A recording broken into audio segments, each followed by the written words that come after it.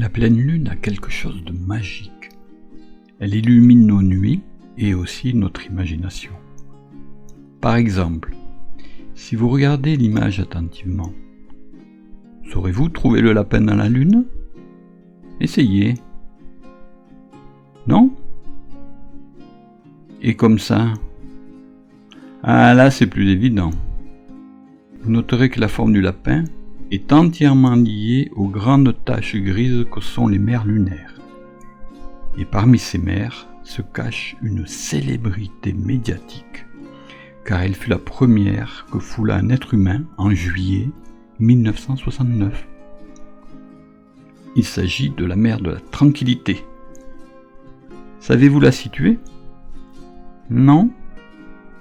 Bon, je vous aide. Elle définit l'arrière-train du lapin. Toujours pas. Et comme ça, c'est mieux. Bon, mais reprenons l'image naturelle de la Lune et rapprochons-nous de la mer de la Tranquillité. Encore un peu. Là, la voilà centrée.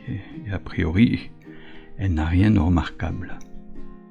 Elle a une forme plutôt ovale, avec une sorte d'appendice vers le bas, vers le sud, et peu de structures particulières qui sont notables à cette échelle.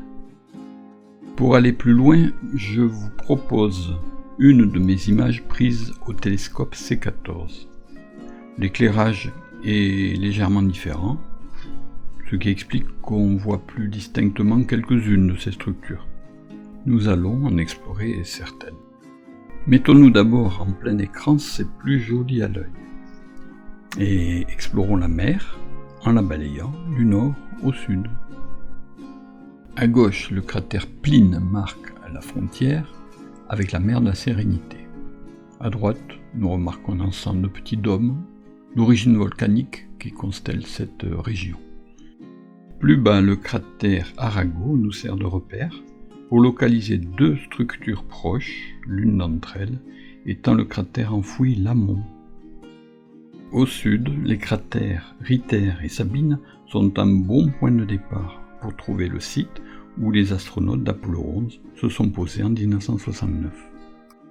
Et pour finir cette première promenade, le cratère Torricelli ferme la marche.